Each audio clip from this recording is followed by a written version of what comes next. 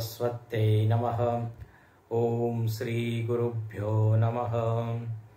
सदाशिवसमारम्भां शङ्कराचार्यमध्यमाम् अस्मदाचार्यपर्यन्तां वन्दे गुरुपरम्पराम्।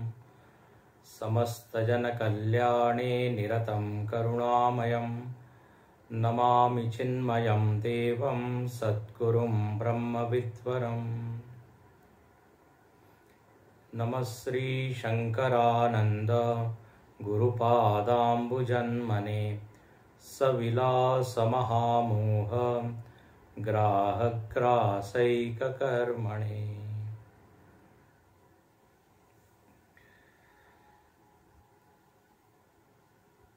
पंचदशीकार ने 4 प्रकार के यहाँ ध्यान बताएं। 3 प्रकार के ध्यान वो मंद अधिकारी के लिए है, अंतिम ध्यान उत्तम अधिकारी के लिए है, और जो अंतिम ध्यान उन्होंने बताया वो वास्तव में ब्रह्म विद्या ही है, वह कोई क्रिया नहीं है। इसलिए 30वें श्लोक में कहते हैं न ध्यानम ब्रह्म विद्या एव सा खलु। कल इसके ऊपर हम लोगों ने विस्तार से विचार किया था। प्राय ध्यान शब्द का अर्थ लोग लेते हैं कि जहां कोई विचार ही न हो, विचारों का अभाव हो जाए, सारे विचार शांत हो जाए, एक ऐसी अवस्था, निर्विचार अवस्था, उसको लोग ध्यान कह देते हैं। या फिर उपासना को भी ध्यान कह देते हैं। इस पे और चिंतन हो चुका है, क्योंकि उपासना में भी हम एक विषय के बारे में सोचते हैं और आग्रह होता है कि अन्य विषय न आए, विजातीय विषय का हस्तक्षेप न हो, वो उसमें बाधा न बने। तो सजातीय वृत्ति प्रवाह तैल धारवत, जब किसी एक विषय की वृत्ति बहती है तो लोग उसको कहते हैं ध्यान। अनवरत, सतत, अखंड चिंतन,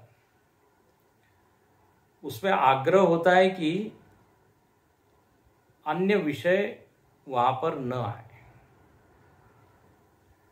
इस तरह ध्यान के बारे में अलग अलग समझ है।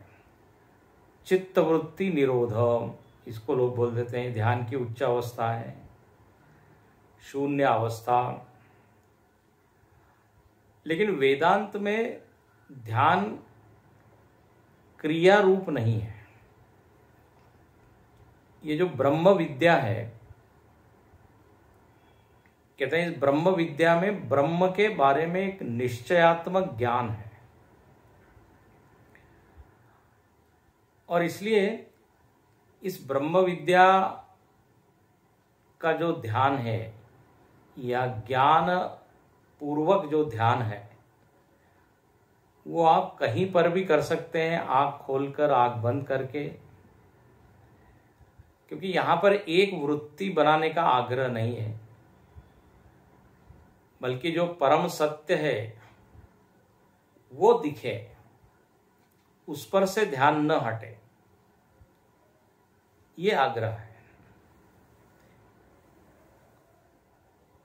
अब जिन लोगों ने वेदांत का श्रवण मनन किया है वो ये बात समझ सकते हैं कि वृत्ति में भी ब्रह्म है, वृत्ति के अधिष्ठान में भी ब्रह्म है, वृत्ति से दिखने वाले विषय में भी ब्रह्म है। तो कोई ऐसा आग्रह नहीं कि सारी वृत्ति शांत होने पर ही ब्रह्म दिखे। ध्यान से सुनिए।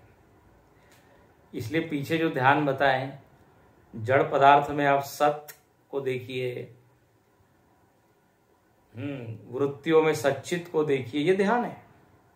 एक्चुअली ध्यान के बजाय इसको बोलना चाहिए ज्ञान है। ध्यान कहते हैं अपने भीतर एक चित्र आता है कि आंख बंद करके पद्मासन लगा के सीधे बैठे हैं। ब्रह्म विद्या में यह आवश्यक नहीं है, यह आग्रह नहीं है। इसलिए कबीरदास जी कहते हैं सहज समाधि, साधो सहज समाधि भूली, आंख न रूंदो, आंख न मूंदो, कान न रूंदो। न आंख बंद करने की जरूरत है, न कान बंद करने की। तो बोले ये ब्रह्म विद्या किससे सिद्ध हुई है? तो कहा ज्ञान और योग से। पीछे हम बता चुके हैं, ज्ञान मतलब चिंतन और योग मतलब एक जगह बैठकर उस ब्रह्म के देखना, ब्रह्म को समझना। जो छठे अध्याय में ध्यान योग बताया वो आत्मसंस्थम मन कृत्वा न किंचिदपि चिंतयेत, मन को आत्मा में स्थिर करके फिर कुछ सोचे न, ये योग है।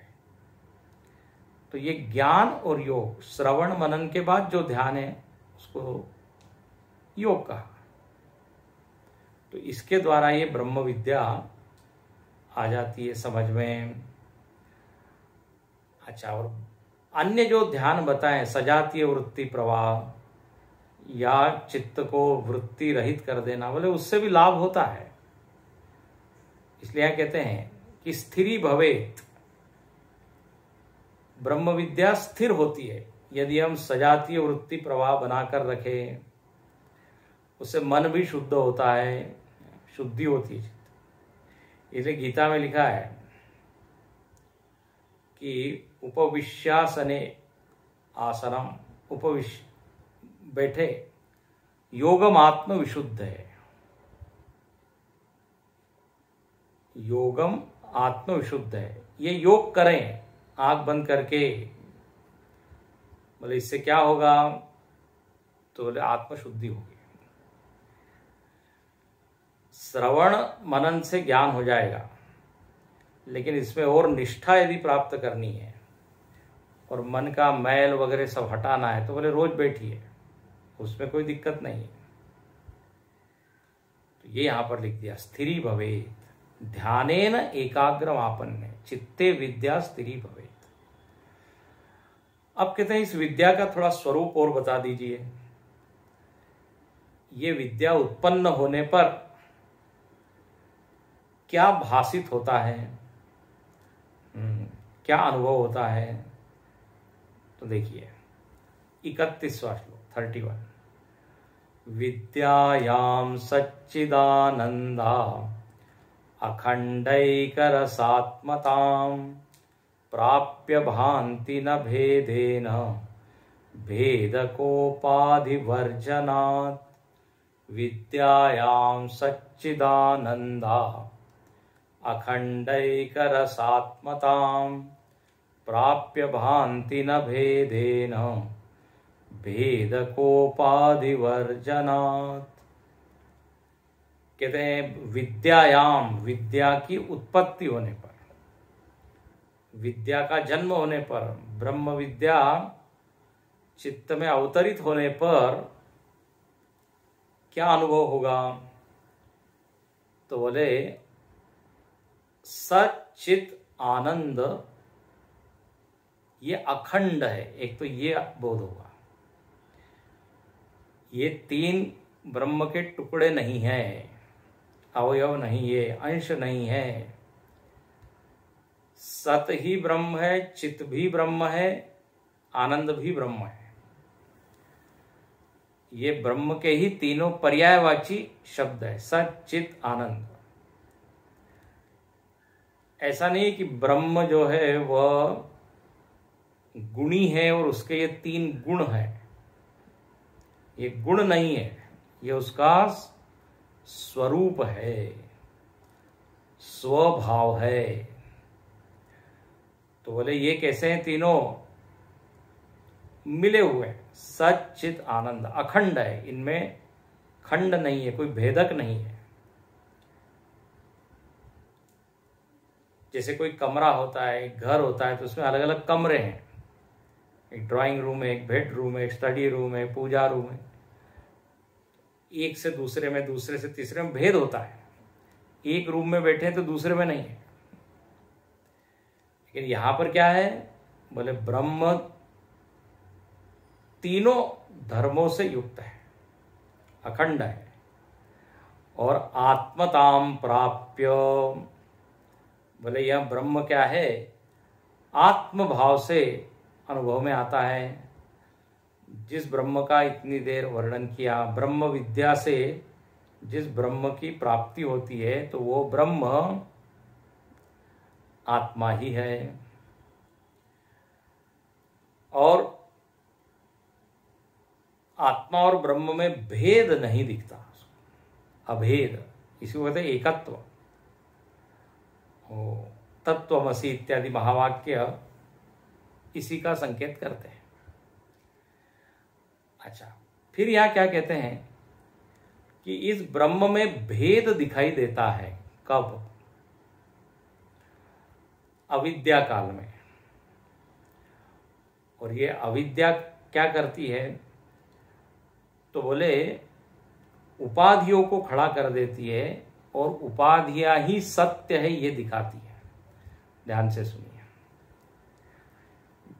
भेदक कौन है, ब्रह्म में भेद करने वाला कौन है। अब ब्रह्म में भेद मतलब, जैसे हमने देखा था पीछे कि जड़ में सत वस्तु, फिर घोर और मूढ़ में सच्चित, शांत वृत्ति में सच्चिदानंद। ये वृत्तियां जो है यही उपाधियां हैं। आगे आएगा, ये वृत्तियां एक ब्रह्म को अलग अलग दिखाती है। ब्रह्म के सारे एस्पेक्ट एक साथ नहीं भाषित होने देती। जहां ये उपाधियां नहीं हैं, वहां अखंड एक रस ब्रह्म का पूर्ण स्वरूप ज्ञात होता है। यह लिखते हैं, भेदक उपाधि वर्जनात्। यदि उपाधि को हटा दिया जाए तो न भेदे न भांति, तब तो ब्रह्म में भेद नहीं दिखता। और जो हम व्यवहार में भी देखते हैं भेद, कि इसकी आत्मा अलग, मेरी आत्मा अलग, उसकी आत्मा अलग, ये जो भेद खड़ा किया ये उपाधियों ने खड़ा किया है। ये सारी उपाधियां यदि विलीन करके देखा जाए तो उस ब्रह्म में कोई भेद नहीं है। ब्रह्म के सच्चिदानंद में भी भेद नहीं है, और जीव जीव में कि मैं अलग ब्रह्म हूं, तू अलग ब्रह्म है, इस तरह का भी भेद नहीं रहेगा। ये सारा खेल किसने किया है? उपाधि ने। ब्रह्म हमेशा ही अभेद है, एक है, अखंड है। लेकिन उपाधि जहां खड़ी हो गई तो फिर भेद दिखता है।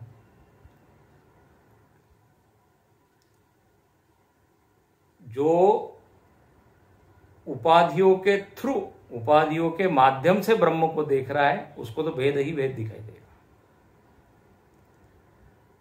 लेकिन उपाधि हटा के देखा जाए तो भेद नहीं है। तो बोले कौन कौन सी उपाधियां हैं? तो यहां पर वही जो पीछे प्रसंग आया है उसी को याद कराते हैं। बोले जो वृत्तियां हैं ना, यही उपाधियां हैं।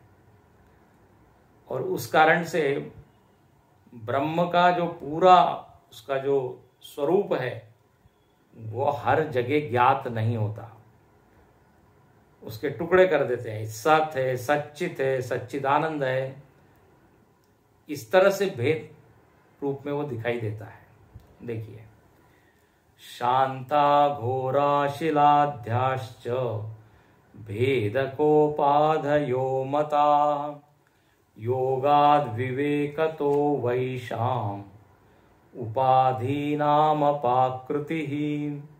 शांता घोरा शिलाध्याश्च भेदकोपाधयो मता योगाद् विवेकतो वैशाम उपाधीनाम अपाकृति ही। बोले देखो विद्यारण्य स्वामी जी कितने करुणाशील है, करुणानिधान है। पहले ये विषय आ चुका है लेकिन शिष्य को समझाने के लिए फिर से बताते हैं, याद कराते हैं। मतलब उनका ये आग्रह है कि शिष्य को ये ब्रह्म का ज्ञान स्पष्ट हो जाए। इसलिए कहते तुम भूल गए क्या, एक ही ब्रह्म का प्रतिबिंबन अलग अलग ढंग से हो रहा था, क्योंकि अलग अलग उपाधियां हैं। तो यहां लिखते हैं शांत घोर, शांत वृत्ति में ब्रह्म का सच्चिदानंद रूप भासमान हो रहा है। घोर और मूढ़ में सच्चित, अभी तो बिल्कुल आपको रट गया होगा कितनी बार आ चुका है। और शीला आदि जो जड़ पदार्थ है उसमें केवल सत। तो ऐसा इसका अर्थ नहीं है कि शीला में केवल सत ही चित आनंद है ही नहीं। घोर और मूढ़ में सच्चित आनंद नहीं, केवल सच्चित ही, ऐसा नहीं है। ब्रह्म वैसा के वैसा ही है, लेकिन उपाधि ने एक एक पहलू को ही दिखाया। और इसलिए जो उपलब्धा है, उपलब्धा मतलब जो उपाधि के द्वारा उस ब्रह्म को देख रहा है, उसको केवल एक ही पहलू दिखाई देता है। ब्रह्म में न तो कोई उपाधि है, न ब्रह्म में कोई भेद हुआ है। जिसके अंदर ये अविद्या बैठी है और जो उपाधि को सत्य मान रहा है और उपाधि के थ्रू देख रहा है, हाँ, उसको फिर ब्रह्म का एक अंश दिखता है, एक अंश नहीं दिखता है। जैसे हम सूर्य को देखते हैं, अब सूर्य में हम बोल देते हैं दिन रात का आरोप कर देते हैं। सूर्य का अस्त हो गया तो रात बोल देते हैं, सूर्य उदित हुआ तो दिन बोलते हैं। ध्यान से सुनना, सूर्य में न दिन है न रात है। हम चूंकि पृथ्वी पे खड़े होके सूर्य को देख रहे हैं तो सूर्य में गति का अनुभव होता है। हम पृथ्वी रूपी उपाधि से जुड़कर सूर्य को देख रहे हैं तो सूर्य में अलग अलग तरह के क्या आरोप हम कर देते हैं। सूर्य जस का तस है। तो जो उपलब्ध है, जो सूर्य को देख रहा है, उसमें फर्क पड़ता है, न कि सूर्य में। तो ऐसे ब्रह्म में फर्क नहीं पड़ता। जो इन उपाधियों से युक्त है, वृत्तियों से युक्त है, वो फिर ब्रह्म को देख रहा है तो बोले अरे इसमें तो केवल सत ही है, इसमें तो केवल सच्चित ही है। उपाधियों को हटा दिया जाए और फिर देखा जाए। तो यहां लिखते हैं उपाधि को कैसे हटाएं, तो बोले योगात विवेकतः व ऐशाम, योग के द्वारा और विवेक के द्वारा इन उपाधियों को हटाइए। अपाकृति, ये वृत्तियां सही नहीं है, वृत्तियां आती जाती है। वृत्ति में दिखने वाला ब्रह्म सही ब्रह्म नहीं है, वो सापेक्ष ब्रह्म है, सोपाधिक ब्रह्म है। वृत्ति को हटा के फिर देखिए। और वृत्ति को कैसे हटाएं, तो बोले विचार से, विचार से, ध्यान से। अपाकृति, जैसे आप शिवलिंग के ऊपर यदि एक लाल पुष्प को रखते हो, स्फटिक का शिवलिंग प्रसिद्ध उदाहरण है, और उस लाल पुष्प के कारण क्या होता है, वो स्फटिक शिवलिंग लाल दिखता है। अब जो देखने वाला है उसको लाल दिख रहा है, ये उपलब्धा। शिवलिंग लाल हुआ नहीं है, वो हो नहीं सकता, लेकिन एक मिथ्या प्रतीति हमको हो रही है कि ये लाल हो गया है। यदि शिवलिंग का वास्तविक हमको स्वरूप देखना हो तो क्या करना पड़ेगा, फूल को हटाना पड़ेगा। उपाधि निरपेक्ष, उपाधि रहित होकर जब उस स्फटिक शिवलिंग को देखेंगे तो उसका असली रूप दिखाई देगा। पुष्प की उपाधि से उपहित होकर वो शिवलिंग लाल दिखता है। जब वो दिख रहा है तब भी लाल नहीं है। तो अब हमको विचार से उस लाल रंग को हटाना पड़ेगा। यही यहां पर कहा कि विचार के द्वारा ये शरीर, मन, बुद्धि, ये सब उपाधियां ही है। और यहां पे तो अंतिम उपाधि क्या है? वृत्ति। उसी को कहा। शरीर आदि की तो बात ही नहीं की। सबसे सूक्ष्म उपाधि वृत्ति है। तो बोले विचार से इन वृत्तियों को आप हटाइए। वृत्तियों के अंतरंग जो बैठा हुआ शुद्ध ब्रह्म है उसको देखिए। इसलिए अगले श्लोक में यही बोलते हैं, निरुपाधि ब्रह्म तत्वे भासमाने स्वयं प्रभे अद्वैते त्रिपुटी नास्ति भूमानंदोति उच्यते। निरुपाधि ब्रह्म तत्वे भासमाने स्वयं प्रभे अद्वैते त्रिपुटी नास्ति भूमानंदोति उच्यते। कहते हैं एक बार जब आपने उपाधियों को हटाया विचार से और ब्रह्म को देखा तो क्या दिखाई देगा? निरुपाधि ब्रह्म तत्वे भासमाने स्वयं प्रभे।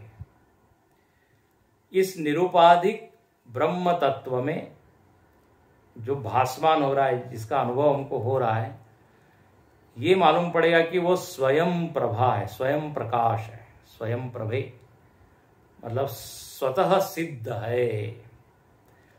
आत्मा का जो हमको बोध होता है कि मैं हूं, इसके लिए किसी अन्य साधन की आवश्यकता नहीं है। इसको कहते हैं स्वयं प्रकाश।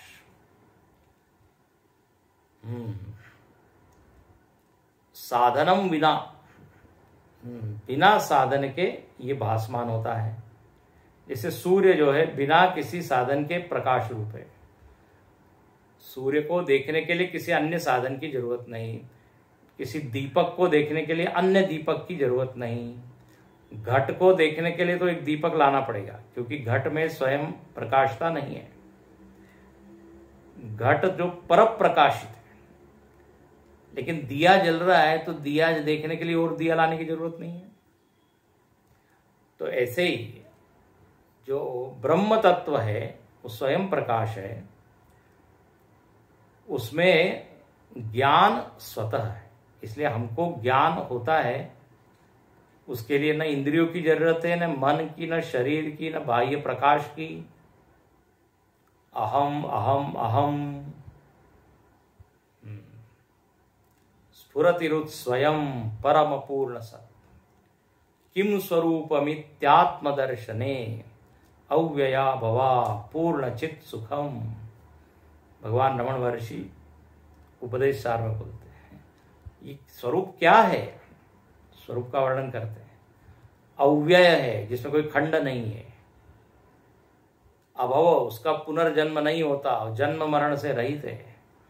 पूर्ण चित सुखम, पूर्ण है, आनंद रूप है। तो ऐसा ये निरुपाधिक ब्रह्म आत्म रूप से अनुभव में आता है। और यहां लिखते हैं अद्वैते त्रिपुटी नास्ति। इसी ब्रह्म को अब क्या कहेंगे हम? अद्वैत।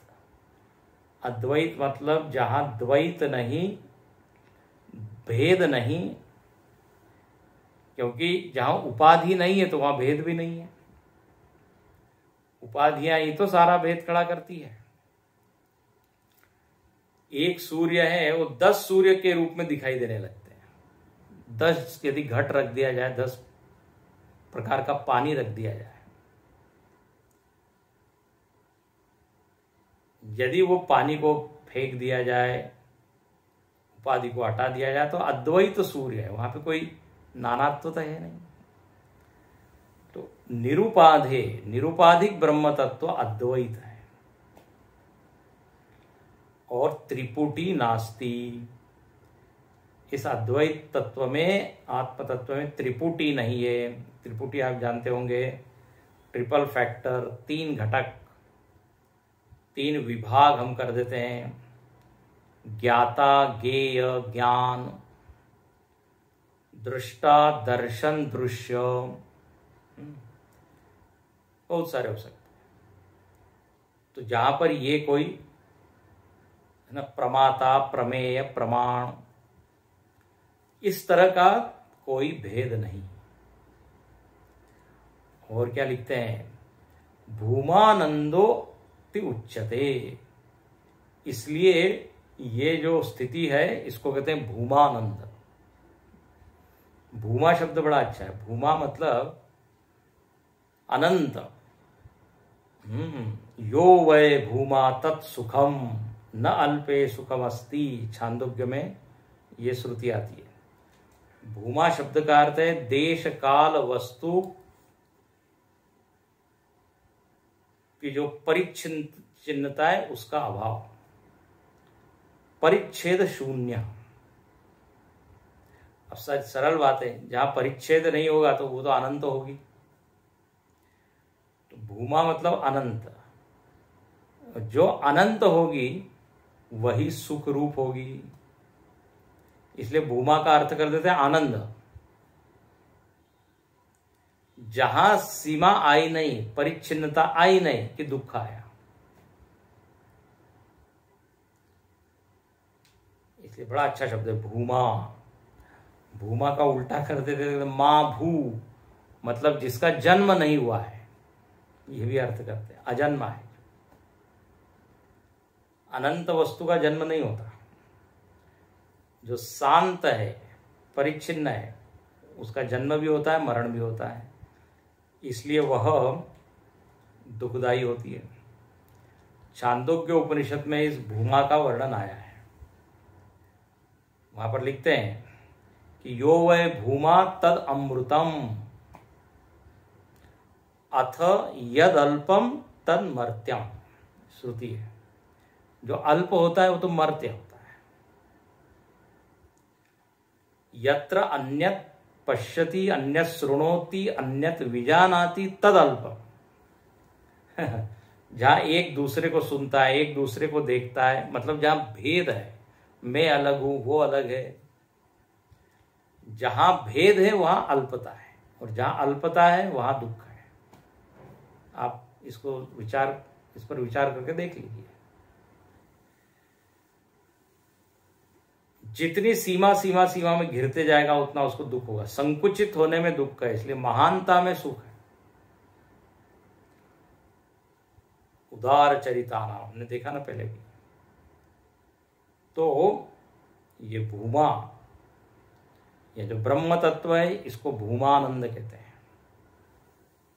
अद्वैत है, इसमें त्रिपुटी नहीं है, इसमें कोई उपाधि नहीं है, इसलिए भेद नहीं है। इस तरह यहां पर ये ब्रह्मानंद, भूमानंद, इसका यहां वर्णन कर दिया। विषयानंद इत्यादि में, सामान्य व्यवहार में त्रिपुटी बनी रहती है। मैं अलग, विषय अलग, फिर उसका अनुभव की जो प्रक्रिया है वो अलग, सब भेद होता है। वेदता अलग, वेद्य अलग, वेदनम जानने की क्रिया।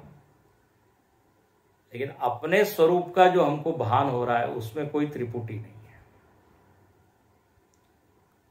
मैं हूं, मैं जानता हूं, स्वयं प्रकाश है।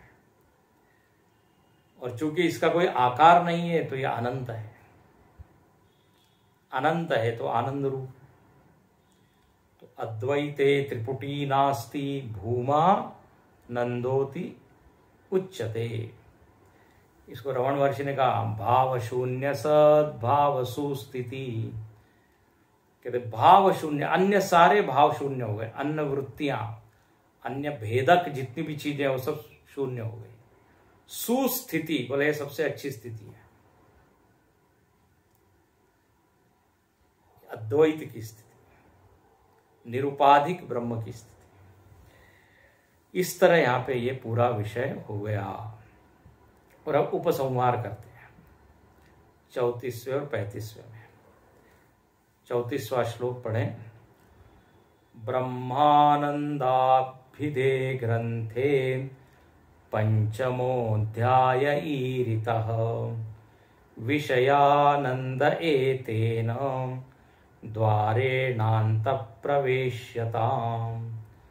ब्रह्मानंदाभिधे ग्रंथे पंचमोऽध्याय ईरितः विषयानंद एतेन द्वारेणान्तप्रवेश्यताम्।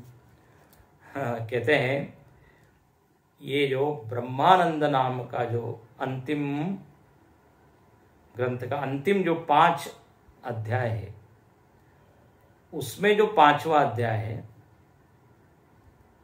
उसका नाम है विषयानंद। बोले वो यहां पर कहा गया ईरितः। तो ब्रह्मानंद जो अंतिम 5 है उसका तो ये 5वां है, और जो पूर्ण पंचदशी ग्रंथ का ये 15वां अध्याय, आखिरी का अध्याय। बोले उसका यहाँ पे उसकी समाप्ति होती है। और फिर से याद करा देते हैं, विषयानंद एतेन द्वारेण अंतःप्रवेशता। बोले यहाँ पे विषयानंद का वर्णन हुआ। विषयानंद द्वार है ब्रह्मानंद तक पहुंचने का। प्रारंभ में भी यही प्रतिज्ञा की थी। बोले हम ये विषयानंद का वर्णन किस लिए कर रहे हैं, तो ब्रह्मानंद तक पहुंचने के लिए। तो उन्होंने शुरुआत की थी कि 3 वृत्तियां हैं, फिर वृत्तियों का कुछ ऐसा स्वभाव है कि उसमें ब्रह्मानंद पूरी तरह से प्रकट नहीं होता। फिर से आप पढ़िएगा, वृत्ति सापेक्ष ही आनंद मिलता है, विषय सापेक्ष आनंद मिलता है, वही विषयानंद है। वृत्ति और विषय को हटा के जो आनंद मिलेगा, बोले वो ब्रह्मानंद है, वही भूमानंद है, निरुपाधिक है। तो बोले यहां पर हमने द्वार तो आपको सुना दिया।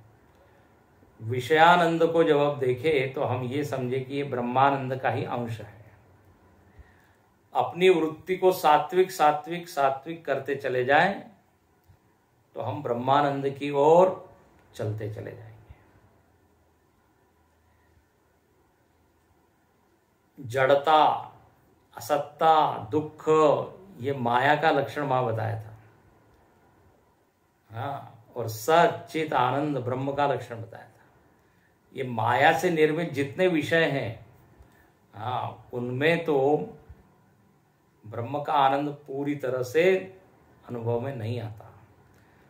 देखा था हमने शीला इत्यादि में, जड़ पदार्थों में, फिर तामसिक राजसिक वृत्तियों में,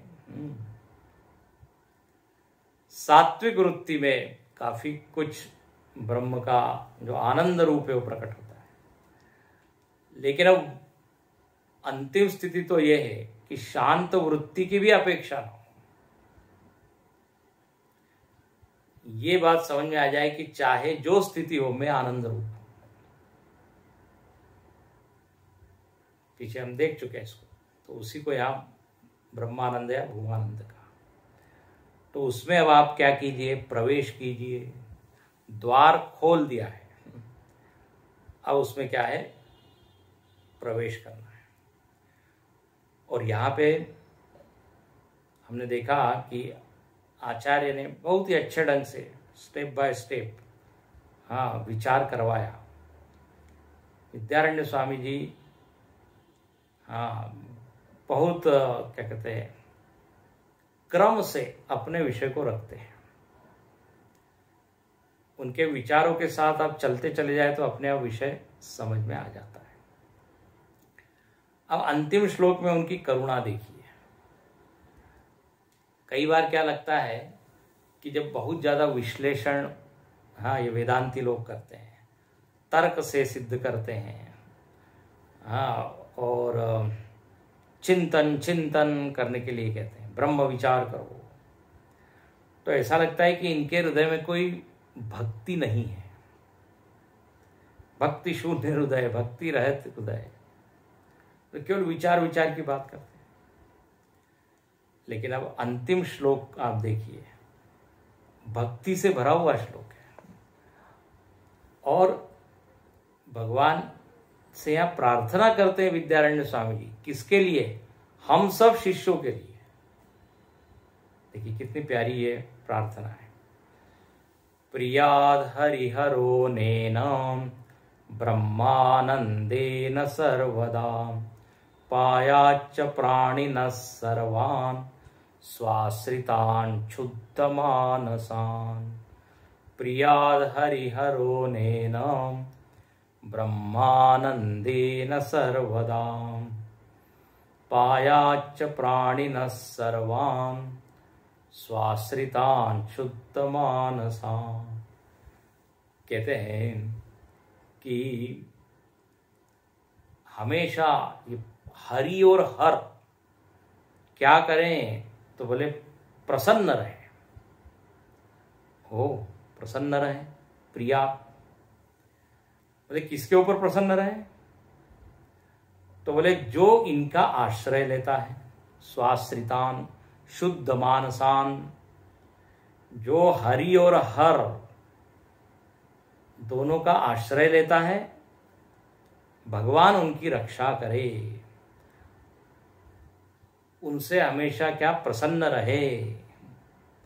अब देखो हरि और हर, ऐसा कहते हैं शिवस्य हृदयम विष्णु विष्णोः हृदयम शिव। इन दोनों में भी भेद नहीं है, ये फिर भेद हम लोगों की दृष्टि से। भक्त लोग भेद खड़ा कर देते हैं, भगवान तो एक ही है, इसलिए यहाँ दोनों के नाम लिए। कोई हाँ एक जरूर किसी का इष्ट हो सकता है, एक की वो भक्ति करता हो, लेकिन यदि ऐसी भक्ति करता है कि हरि हर से अलग है, हर हरि से अलग है, तो बोले ये तो फिर अज्ञान ही है। इसलिए रामायण में तुलसीदास जी कहते हैं, राम जी कहते हैं कि जो मुझको मानता है लेकिन शिव जी को नहीं मानता, बोले मैं उस पर खुश नहीं होता। और शिव जी भी कहते हैं मुझको मानता है लेकिन राम जी को स्वीकार नहीं करता, बोले वो मेरा भगत नहीं। इसलिए राम जी शिव जी का अभिषेक करते हैं, रामेश्वर की स्थापना करते हैं, और उधर शिव जी राम कथा सुनते हैं, शिव जी राम राम का जप करते हैं। काशी में यदि कोई अंत काल में रहे तो बोले मरण काल में उसके कान में राम मंत्र देते, तारक मंत्र कहते हैं उसको। तो ये हम लोग भेद खड़ा कर देते हैं। यहां पर लिखते हैं कि हरि और हर इस ब्रह्मानंद प्रकरण से प्रसन्न रहें, और शुद्ध मन वाले जितने उनके भक्त है, आश्रित है, भगवान आप उनका क्या करें, रक्षण करें। अब देखिए गुरु जो है वो शिष्य की हित की कामना कर रहा है, शिष्य के रक्षण की काम कर रहा है। वो कहता है भगवान आप इनके ऊपर कृपा करते रहिए, आशीर्वाद देते रहिए। हरि हर का अर्थ होता है जो पाप का हरण करे, तो बोले इनके चित्त की मलिनता को आप हटाइए और रक्षण करें। इस तरह देखिए भक्ति से भरा हुआ ये अंतिम श्लोक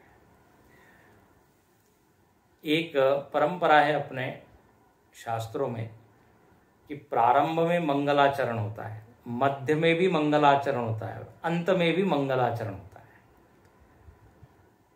मंगलाचरण मतलब भगवान का स्मरण, भगवान को नमस्कार।